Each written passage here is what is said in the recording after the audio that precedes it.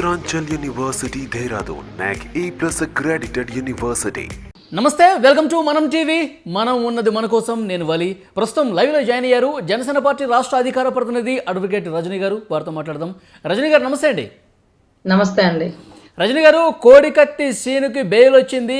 కోడికత్తి సీనుకి లాయర్గా ఉన్నటువంటి సలీం ఒక ఇంటర్వ్యూలో కొన్ని ఆసక్తికరమైనటువంటి విషయాలు మాట్లాడారు, కొన్ని సంచలన కామెంట్ చేశారు. ఒకసారి ఆయన ఏమన్నారో మీకు వినిపిస్తాను మేడం, ఒకసారి వినండి, తర్వాత మనం డిస్కషన్లోకి వెళ్దాం. చెన్నపల్లి శ్రీనివాసరావు జగన్మోహన్ రెడ్డి డైహార్డ్ ఫ్యాన్, వీరాభిమాని. ఆయన ఫ్లెక్సీ పెట్టాడు. అతని ఫ్యామిలీలో రెండే ఫోటోలు ఉంటాయి. వాళ్ళు రెండు దేవుళ్ళకి నమ్ముతారు, ఒకటి యేసు ప్రభు, రెండు జగన్మోహన్ రెడ్డి.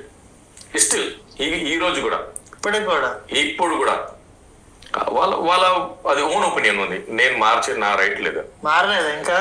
నాకు అది నేను చెప్పాను, పర్సనల్ విషయాల్లో వెళ్ళాను. ఇది ఇక జగన్మోహన్ రెడ్డి చేసాడు, అది చేశాడని అది చాలా రూమర్. ఆ ఫ్యామిలీకి అప్పుల పాల్లా ఉంది. వాళ్ళకు అసలు 5 years నుంచి సంక్రాంతి కూడా చేయలేదు వాళ్ళు. అంత పూర్ ఫ్యామిలీ అది తెలుసా. ఈ బాబు పోషించే వాడు 5 years జైలు ఉంటాడు. ఇంకా నా మీద కూడా చాలా మంది చెప్తారేమో నేను వైసీపీ లాయర్ అండి, టీడీపీ లాయర్. కానీ నేను వైసీపీ లాయర్ కాదు, టీడీపీ లాయర్ కాదు, నేను ఐపీసీ లాయర్. నేను పక్కా కమర్షియల్ లాయర్. అన్ని కేసులు ఫ్రీ చేయను. రజనీ గారు, ఆయన చెప్పిన దాంట్లో ప్రముఖంగా ఆయన ఇంట్లో ఇప్పటికీ 2 దేవుళ్ళంట. ఒకటేమో యేసు ప్రభు ఫోటో ఉంటుంది, ఆ తర్వాత జగన్మోహన్ రెడ్డి గారి ఫోటో ఉంటుంది అని చెప్పి ఒక కామెంట్ చేశారు. అంటే ఇప్పుడు అంత అభిమానం ఉన్నటువంటి వ్యక్తి అక్కడ ఎయిర్పోర్ట్లో పొడిచే ప్రయత్నం ఎందుకు చేస్తాడు? ఇది చాలా రోజుల నుంచి ఈ ప్రశ్న ఉత్పన్నం అవుతూనే ఉంది. ఇప్పుడు ఆ లాయరే మాట్లాడారు, ఇంకా కొన్ని విషయాలు కూడా మాట్లాడారు. ఫస్ట్ దీని మీద ఎట్లా చెప్తారు మేడం? సార్, ముఖ్యంగా ఇందాక మనం అది రికార్డింగ్ వింటే సంక్రాంతి పండగ కూడా చేసుకోలేదు కనీసం అని కూడా అన్నారు, విన్నారా? అవునవును. జీసస్ అసలు క్రిస్టియన్స్ మామూలుగా దేవుడు ప్రసాదమే తినరు, సంక్రాంతి పండగ కూడా చేసుకోలేదు అని ప్రస్తావించడం, దాని వెనకాల ఉన్నటువంటి స్క్రిప్ట్ ఎవరిది అనేది మనం అర్థం చేసుకోవాలి. ఇంకొకటి ఏంటంటే, ఒకప్పుడు అంటే సరే జగన్మోహన్ రెడ్డి డైహార్టెడ్ ఫ్యాన్ అంటాడు, ఇంకొకటి అంటాడు. కానీ ఇప్పుడు ఆ తల్లి ఎవరైతే ఆవిడ సావిత్రమ్మ గారు ఉన్నారో, ఆవిడ తన కొడుకుని బెయిల్ మీద బయటికి విడిపించుకోవడం కోసం టీడీపీ, జనసేన, దళిత సంఘాలు, రాష్ట్ర ప్రజలు, అలాంటి అడ్వకేట్లు అందరూ కలిసి పోరాడాం కదా. కనీసం 125 అడుగుల శిలా విగ్రహం పెట్టిన గౌరవ జగన్మోహన్ రెడ్డి గారు అదే విజయవాడ ప్రాంగణంలో ఉన్న సావిత్రమ్మ గారి వైపు తొంగి కూడా చూడలేదు. మరి వాళ్ళకైతే దేవుడు జగన్ అయి ఉండొచ్చు, బహుశా దేవుడు వరం ఇవ్వలేదేమో వారికి. సో ఎనీవే, ఒకప్పుడు అంటే వేరు, ఇప్పటికీ కూడా అనే పదం వాడితే మనము ఎలా అర్థం చేసుకోవాలి? నేను మీకు నిన్న కూడా చెప్పాను, పరిస్థితుల ప్రభావం. ఎవరైతే ముద్దాయిలు కాబడిన వారు ఉంటారో, నేరారోప కాబడిన వ్యక్తులు ఉంటారో, వాళ్ళు అవకాశాలు లేక, ఆప్షన్ లేక కొన్ని నేరాలని ఒప్పుకోవాల్సి వచ్చింది. సో చేసి ఉండరు, ఒప్పుకోవాల్సి వచ్చింది. ఇంకొకటి ఏంటంటే, దీంట్లో బొత్స గారి మేనల్లుడి పాత్ర ఉంది అని ఈ కేసు తీసుకునేటప్పుడే తదితర అడ్వకేట్ గారికి తెలిసి ఉండాలి. 3 సంవత్సరాలు ఆడతా పాడతా డిగ్రీ చదివించకపోతే తన క్లయింట్ ని ఇమీడియట్ గా ఈ కేసు ఆర్గ్యుమెంట్స్ వెలుగులోకి తీసుకొచ్చే అవకాశం లేదా, లేకపోతే వదిలేసారా, లేకపోతే 4 సంవత్సరాల తర్వాత నిజాలు వెలుగులోకి రావడం ఏంటి? ఈ నిజాలు ఏమన్నా ఇప్పుడేమన్నా సిబిఐ, సిఐడి, ఎన్ఐఏ వెలుగులోకి తీసుకొచ్చినవి కాదు కదా. ఎందుకంటే కోర్టులో జడ్జి గారి దగ్గర మేనల్లుడు అని చెప్పేసి అంటూ ఉన్నారు. మరి అతన్ని వాంగ్మూలం కూడా తీసుకోలేకపోయారా ఇప్పటి వరకు? 100% అతను వాంగ్మూలం తీసుకున్నారా లేదా అనేది ఇంకా కోర్టు నుంచి మనకి ఎటువంటి ఇన్ఫర్మేషన్ రాలేదండి. A1, A2, A3 లాగా రెస్పాండెంట్ 1, 2, 3 దగ్గర నుంచి బిగిన్ చేస్తే, ఏదైతే airport authority DSP Dinesh Reddy గారు ఉన్నట్టున్నారండి, ఆయన మాత్రమే వాంగ్మూలం ఇచ్చినారు. ఆయన తర్వాత జగన్మోహన్ రెడ్డి గారు, తర్వాత ఆయన పిఏ నాగేశ్వర రెడ్డి గారు, వీళ్ళెవరు కూడా కోర్టుకి రాలేదు. ఆయన అంటే బటన్ నొక్కుతా బిజీగా ఉంటారు, మరి పిఏ గారు ఆ బటన్ అందిస్తా బిజీగా ఉన్నారో మరి మాకైతే తెలియదు. కానీ ఈ రోజుకి 5 సంవత్సరాలు 6 నెలలు దాటిందండి. కేసు పూర్వాపరాలు పరిశీలించిన మీదట కేసులో విలువైన సాక్ష్యాలు పొందుపరచలేని పిదప కేసు కొట్టివేయడం అనేది ఎన్నో సినిమాల్లో మీరు అందరూ వినుంటారు.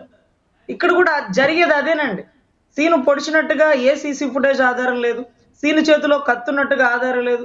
కానీ కర్మ కాకపోతే సీను తనంతట తాను ఒప్పుకోవాల్సి వచ్చింది. ఒప్పుకున్నాడు అనడానికి అద్భుతమైన ఆధారం నేను కోర్టులో కూడా మీడియా ముందు కూడా ప్రొడ్యూస్ చేశానండి. ఎందుకంటే చేతిలో వాటర్ బాటిల్స్ ఉన్నాయి. సెల్ఫీ ఫోటోలకి చాలా దూరంగా ఉన్నాడు సీను. అంటే పరిసర ప్రాంతాల్లో ఫోన్కి దగ్గరలో కూడా లేరు. మరి ఎక్కడో దూరంగా ఉన్నవాడు వాటర్ బాటిల్స్ తో పొడి చేస్తే పొడిచి ఉండొచ్చు, ఎందుకంటే కింద కత్తి పెట్టుకొని పొడి చేసి వచ్చేయచ్చు. కానీ చేతిలో ఉన్న వాటర్ బాటిల్స్ కింద పడిపోతాయి, లేదా పడేసి పారిపోవచ్చు. పొడిచి మళ్ళీ యథాస్థానంలో ఉండడానికి ఆయన ఉన్న శక్తి మ్యానా, సూపర్ మ్యానా, హీమ్యానా? మామూలు మ్యానే కదా. ఇదంతా సాధ్యం కాకపోయి ఉండొచ్చు అంటూ కొంత అక్కడ ప్రొడ్యూస్ చేసినటువంటి సాక్ష్యాలని బట్టి నేను చెప్పడం జరిగిందండి. అదే రకంగా ఒక లోతైన దర్యాప్తు చేయమంటారు ఎన్ఐఏని, గౌరవ జగన్మోహన్ రెడ్డి గారు. ఎంత లోతున కత్తి దిగిందో కూడా తెలియదు, కానీ లోతైన దర్యాప్తు మాత్రం చేయమంటారు. అందులోనూ నేను చదివింది లాయరే కానీ డాక్టర్ చదవలేదు. కానీ కుట్లు వేయాలంటే బాగా బలంగా లోతుగా కత్తి దిగి రక్తం ధారాదత్తంగా కారితే కుట్లు వేస్తారు. ఎందుకంటే చిన్న చిన్న గాయాలు మాకు కూడా ఎన్నోసార్లు తగులుతాయండి. బండి నుంచి కింద పడినప్పుడు మోకాళ్ళు బాగటమో, లేకపోతే మోచేతులు గీసుకోవడమో, ఎక్కడన్నా పొడుచుకోవడమో, లేకపోతే కట్ చేసేటప్పుడు కూరగాయలు కట్ చేసేటప్పుడు కత్తి కోసుకోవడమో, దానికి కూడా ఎప్పుడు కుట్లు వేయించుకోలేదండి. మరి ఆయనకి ఎయిర్పోర్ట్ లో చుక్క రక్తం పడలేదు. పోనీ కత్తి ఏమన్నా ఇరుక్కుని భుజం మీద ఉంటుంది. మన సినిమాలో చూస్తాం కదా, చాలా చోట్ల కత్తి బాగా పడుచుకుంటే లోపల ఉంటది, తీసినోడు ఒక కేసు. గాయమైన దగ్గర అసలు ఎక్కడ చికిత్స తీసుకున్నారు, దానికి కుట్లు ఏ మేరకు పడ్డాయి, ఆ రిపోర్ట్స్ కూడా ఉంటాయి కదా మేడం. ఎన్ఐఏ ఇన్వెస్టిగేషన్ లో ఆ డీటెయిల్స్ తెలిసి ఉంటాయి కదా. సరే, ఎంతసేపు గౌరవ జగన్మోహన్ రెడ్డి గారు లోతైన దర్యాప్తు అవతల వాళ్ళని చేయమంటున్నాడు, కానీ ఆయన దగ్గర ఉండే ఎవిడెన్స్, సాక్ష్యాలు, ఆయన ఎయిర్పోర్ట్ లో ఎలాంటి ట్రీట్మెంట్ తీసుకున్నాడు, మా వైజాగ్ లో అంటే మా ఆంధ్రాని ఎందుకు నమ్మలేకపోయాడు, ఆంధ్ర డాక్టర్లు పర్ఫెక్ట్ లేరా, అసలు ఆంధ్రానే పర్ఫెక్ట్ కాదా, ఎందుకని అంత లాంగ్ జర్నీ చేసి తెలంగాణలో అది కూడా ఇద్దరు స్పెషలిస్ట్ డాక్టర్లతో కుట్లు వేయించుకున్నారు. ఆ కుట్లు వేసుకున్న డాక్టర్లు మా ఆంధ్రాలో ఈ రోజు పెద్ద పెద్ద మెడికల్ చైర్మన్ హోదాలో కూర్చున్నారు. ఏంటో సార్ అంతా మాకు జగన్మాయలాగా ఉంది. సో ఎనీవే, గౌరవ సలీం లాయర్ గారు మాట్లాడిన మాటలు ఈ రోజుకి కూడా ఆకాశంలో దేవుడు, కింద నా రాష్ట్ర ప్రజలు, మధ్యలో నేను అన్న జగన్మోహన్ రెడ్డి గారి వాదన ఏదైతే ఉందో అదే ఈ రోజు ఆయన మళ్ళీ వినిపిస్తున్నట్టుగా ఉంది. ఎందుకంటే ఇప్పటికి కూడా జగనే దేవుడైతే మరి ఏం పాపం జగన్మోహన్ రెడ్డి గారు వచ్చి సాక్ష్యం చెప్పరా? దళితుల పక్షాన చిత్తశుద్ధిగా లేడా? ఆయన నిజంగా క్రిస్టియన్ అయి ఉంటే, బైబిల్ని పూర్తిగా చదివి ఉంటే, పాపులను క్షమించుడు అని జీసస్ ఎప్పుడో చెప్తుంటారు కదా. పాపం ఆయన మీద సిలువేసి ఆయన్ని గాయపరిచినా గానీ ఆయన క్షమించగల క్షమాగుణం. చిన్న గాయం తగిలితే ఈయన క్షమించలేడు గారు. ఈ 5 సంవత్సరాల కాలంలో ఒక్కసారి కూడా జగన్మోహన్ రెడ్డి గారు వాంగ్మూలం రావడానికి సమయం ఇవ్వలేదంటే, ఆ లాయర్ కూడా తన వాదనలో అంత లోపభూయిష్టంగా జగన్ గారు రాకుండా ఉండేందుకు ఏమన్నా అనుకూల వాతావరణం ఏర్పడే విధంగా వాదించారా? వైసీపీ లాయర్గా ఆయన చూడాల్సిన అవసరం ఏమైనా కనిపిస్తుందా? సార్ ఆయనే చెప్పారు, నేను వైసీపీ లాయర్ అని ఎంతో మంది అంటుంటారు, నేను అవన్నీ పట్టించుకోను, డోంట్ కేర్ అన్నారు. బట్ కేసు 3 ఏళ్ళు భయం లేకుండా డిగ్రీ చదవడం ఏంటి, దాని తర్వాత 4 ఏళ్ళు 5 ఏళ్ల తర్వాత ఈ కేసు వెలుగులోకి తీసుకురావడం ఏంటి, దీని గురించి మనం చర్చ చేసుకోవడం ఏంటి? సార్ ఎనీవే, ఏదో ఒక మర్మం అనేది దీంట్లో దాగుంది సార్. ఒకవేళ నోరు విప్పితే సీనుకి ఏదైనా ప్రాణహాని ఉంది అని, ఒకవేళ సీను నోరు మెదపకుండా ఉంటే అతనికి న్యూట్రల్ గా ప్రాణరక్షణ అనేది ఉంటుందేమో అని భావిస్తే very good, well and good. ఎందుకంటే అతను బాగుండాలి, నిజాలు కోర్టులో తేలుస్తారు. ఇక 2-3 నెలల ఎలక్షన్ ఉంది. కానీ అడ్వకేట్ గారు చెప్పే విధానం అది చాలా ఖండించదగిందండి. నేను కూడా వినలేదు, ఇప్పుడు మీరు ప్లే చేసేదాకా నాకు కూడా చాలా ఆశ్చర్యం వేసింది. ఇప్పటికీ కూడా జగనే దేవుడైతే ఏం మరి ఆ జగన్మోహన్ రెడ్డి వచ్చి సాక్ష్యం చెప్పలేకపోయాడా? జగన్మోహన్ రెడ్డి తాలూకా లాయర్లు వచ్చి అతను విడిపించలేకపోయాడా?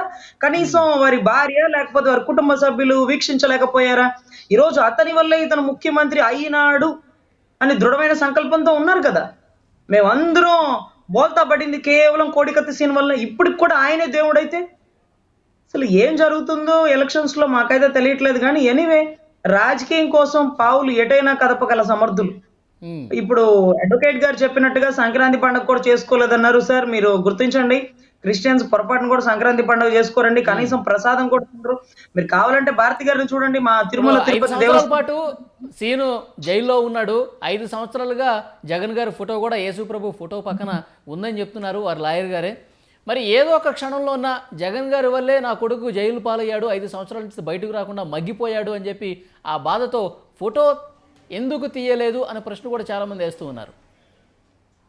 సార్ ఎన్నో మార్లు కోడికత్తి సీన్ వాళ్ళ తల్లి గారు, వాళ్ళ అన్న సుబ్బరాజు గారు నాకు కాల్ చేసి, మేము పవన్ కళ్యాణ్ గారిని కలవాలండి, పవన్ కళ్యాణ్ గారితో మా బాధ చెప్పుకోవాలండి అంటూ వీడియో కాల్ చేసి నాకు పెట్టారు. దాన్ని కళ్యాణ్ గారికి ఫార్వర్డ్ చేయమన్నారు.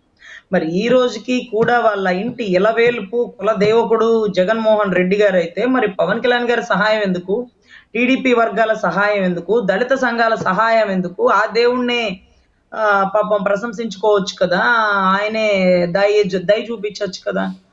సో ఎనీవే ఇదంతా ఎలక్షన్స్ కోసం ఆడుతున్న ఆట అండి. సో ఈ ఆట బయటికి రాబట్టే రాష్ట్ర ప్రజలు వేట బిగిన్ చేశారు. ఇక ఒరిజినల్ గేమ్ ఎలా ఉంటుంది, వారు వన్ సైడ్ అనే రకంగా ఈ రాష్ట్ర ఎలక్షన్స్ జరుగుతాయండి. ఎందుకంటే సీను బాగుండాలి, సీనియర్ ప్రాణాలతో ఉండాలి, సీన్ నోరు విప్పి నిజం చెప్పాల్సిన అవసరం మాకు లేదు. సంక్రాంతి చేసుకుంటాడా, క్రిస్మస్ చేసుకుంటాడా ఆయన ఇష్టం. కానీ ఈ రోజుకి జగనే దేవుడు అని వాళ్ళు మాట్లాడుతున్న లాయర్ గారితో పూర్తిగా ఖండిస్తున్నామండి. అతను జీవితం 5 సంవత్సరాలు 6 నెలలు నాశనం అయిపోవడానికి కారణమైన వ్యక్తే ఈ రోజుకి కూడా అతని పట్ల దేవుడుగా ఉంటే, ఈ రోజు అతని గురించిన పోరాడిన అడ్వకేట్లు, సంఘాలు, దళిత సంఘాలు, రాష్ట్ర ప్రజలు మేమెవరం అండి?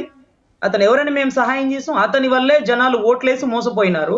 ఈ రోజు పోనీలే పాపం తెలుసో తెలియకో ఆ ఉచ్చులో చిక్కుకుపోయాడు, పద్మవ్యూహంలో పడ్డ అభిమన్యుడి పరిస్థితి అయిందని అందరూ సపోర్ట్ చేస్తుంటే, ఈ రోజు కూడా అతని దేవుడు జగనే అంటే మరి అతను చెప్పలేకపోతున్నాడు నా దేవుడు జగనేనని. కానీ వారు అడ్వకేట్ మాత్రం గుచ్చి చెప్తున్నారు నేను ఎలా మార్చగలుగుతాను అతని దేవుణ్ణి. అతని మనసులో ఈ రోజుకి ఇప్పటికి కూడా అదే ఉందని అడుగుతున్నారు. యాంకర్ అయినా అడిగాడు, ఇప్పుడు కూడా మారలేదా అండి అంటే లేదండి, ఇప్పటికి కూడా జగనే దేవుడు అండి. సరేనండి, చూద్దాం అందరికీ ఎలా దేవుడు అయ్యాడో. దేవుడు ఎక్కడ ఉండాలో అక్కడే ఉంచుతామండి. మాకు తెలుసు దేవుడు స్థానం ఏంటో, స్థాయి ఏంటో. Thank you very much Rajani గారు. నమస్తే.